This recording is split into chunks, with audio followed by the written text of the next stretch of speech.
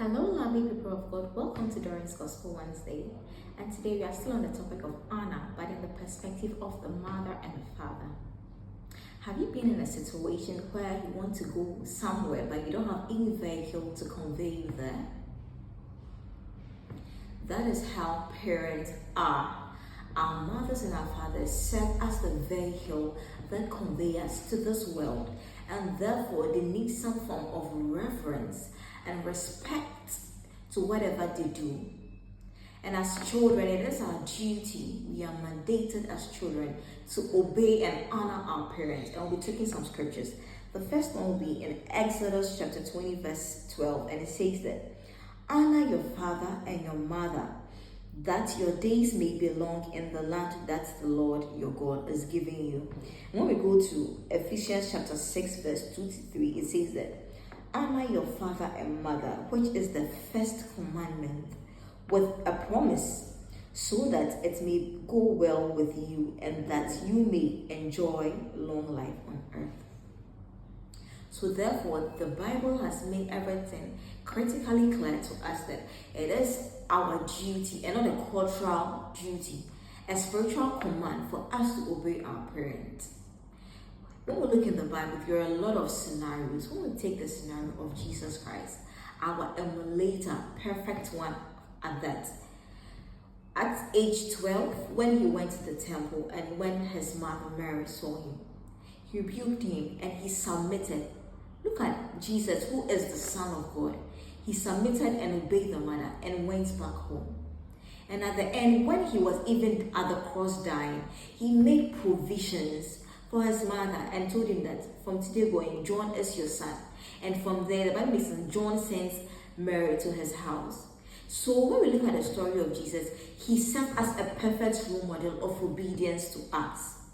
He even being the Son of God, how much more us? When we look at the story of Joseph being molested, going into slavery, going into prison, all the circumstances that he went through. When he saw his brothers and got the information that his father was still alive, the Bible makes us understand, he provided them with food, shelter, everything they needed. He gave that reference to the father. He never neglected the father in spite of all the circumstances that he went through. When we look at the story of Ruth, Ruth came to marry Naomi's son. The Bible makes us understand Ruth lost his husband. In this current dispensation, if you've lost your husband, are you not to go back to your family members? But Ruth saw something in Naomi and sat under his counsel and guidance and was obedient at every point. And at the end, Ruth was able to connect to Boaz. And then he became the great-grandmother of King David, who was also the descendant of Jesus. Is that not a good thing? When we look at Shem and Japheth, the Bible makes us understand that when Noah got drunk, he was naked. But Ham saw his father's nakedness and mocked him. But when Shem heard of that, they walked backwards and went to cover their nakedness. And when Noah woke up, he blessed Shem and Japheth and cursed the descendants of Ham.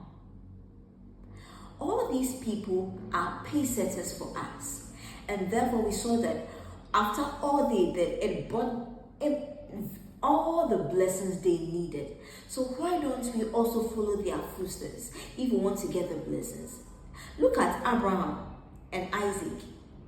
In this current dispensation, if your mother or your father asks you that, go and escort me somewhere, some of us will ask them that, Daddy, where are we going? But in all this, Isaac never said a word. He followed the father. The Bible said they bounded him and laid him down, about to sacrifice him. And because of his obedience, God brought a ram in place of him. Will we be able to obey till death? It is our duty to obey. You know, some of us will say that our parents, like our mother, did not take care of us, our fathers. That is not your place to judge. Leave that to God. And just be obedient as God has instructed. Therefore, when you are praying for long life, you know that one aspect of it has already been fulfilled just by your obedience and your honor to your parents. It could be your spiritual parent, your biological parent, your adopted parent, or any parental figure in your life. Learn to obey them.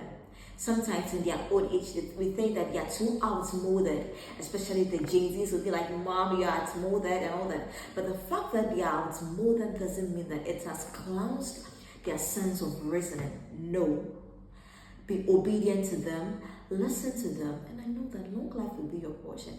Today, if you don't even remember anything at all, remember to honor your parents, your father, your mother, or any other parental figure. Because when we look in the history of the Bible, from Genesis to Revelation, those that obeyed their mothers and fathers all became blessed, had promotion, had peace, and all other things you can think of.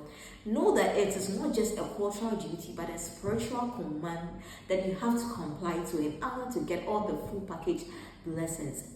Learn to be obedient and honor your parents, and I believe that long life is already awaiting for you. Stay close and have a nice day.